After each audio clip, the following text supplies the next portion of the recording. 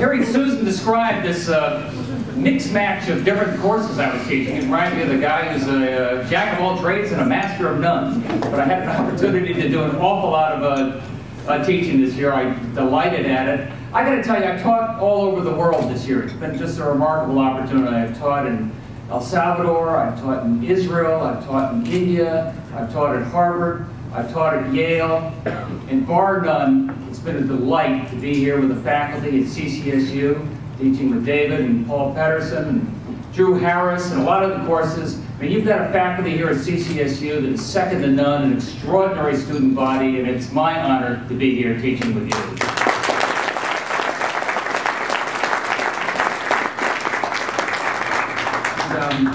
You know, Chris said, how long do you want me to go for? He said, oh, about an hour. I was reminded of that Mark Twain, our worthwhile neighbor down the street. He said, you want me to go on for an hour? I'm ready to go. But if you want me to cut it down to 10 minutes, I need a little bit of preparation. So you can rest assured the last couple of years I've had time for a little bit of preparation, so you don't have to panic. But what I would like to, thinking of that, I think of one of my or most prepared president based on brevity would probably be Silent Cal Coolidge.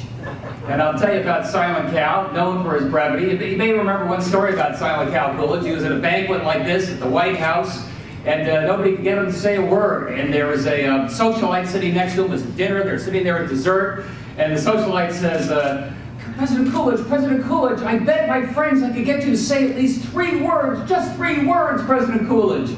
And he gave her a withering glance and went, you lose. Silent Cal Coolidge, his philosophy was, what you don't say can't be held against you. And also, that was his governing philosophy. What you don't do can't be held against you. And after 4 years of governing there during the Roaring 20s, a year later, the country plunged into a deep recession, the Depression.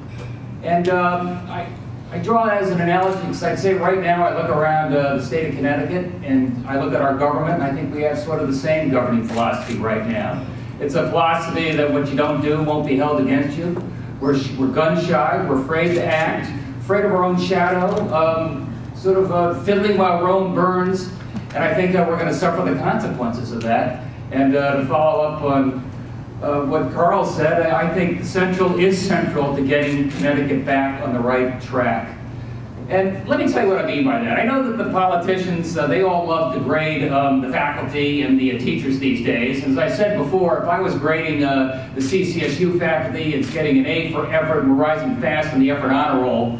But if I had to grade our Connecticut state government right now, I'd give them a C-. Bill and I were just at a policy meeting. One of the leading representatives of the leading business association in the state said if I had to grade the Connecticut state government, I'd give them a C-.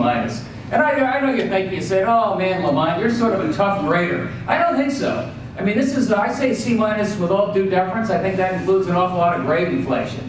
I mean, look at a whole variety of different matrices in terms of how we're doing as a state.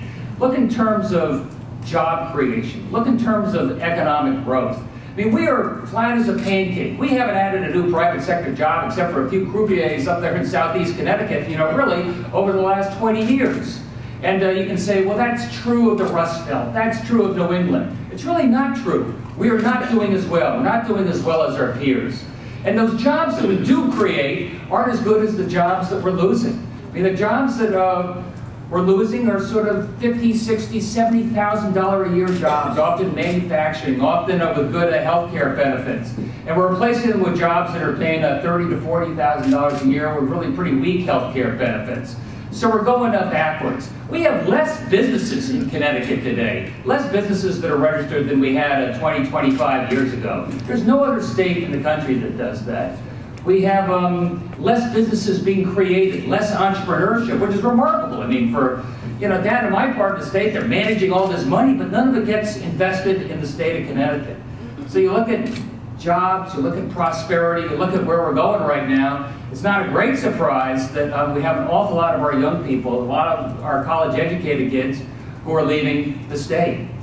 And that means that some of the business analysts say, what do you think about Connecticut? And they say, it's too expensive, it's too cold, and it's too old. That's the demographics of the state of Connecticut right now. Well, maybe Al Gore will do something about the too cold part. But, you know, when it comes to too old, I didn't know. I said, what do you mean by this too old? We have pretty much the same average age as Florida. Florida! I mean, I thought this was Connecticut. And, you know, and I was sort of aggravated to find out that we're the oldest state in the Union. That average age is 39, so I'm part of the problem, dragging the age up. You know, compared to a place like Utah, where the average age is, you know, 29, a full 10 years younger. And that says a lot about the economic vitality and the costs involved in this state. Anyway, Central is central to a lot of what we got to get going. As the dean said, first of all, our graduates don't leave, our graduates stay. 85, 90% of our graduates stay in Connecticut, and that makes a big difference. Not only do they stay, as I understand it, many of them are a little bit older, they've had some part-time jobs, they're ready to get married, and they have families. So not only are CCSU graduates great workers, we're also great lovers, and we build families and stay here in Connecticut. What more can you add?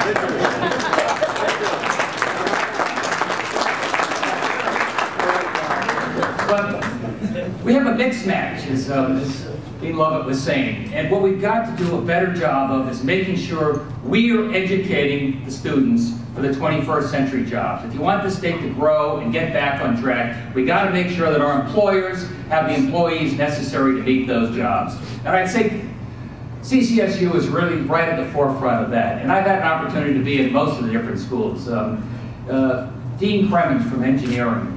Are you here, Dean? Yes. Somewhere.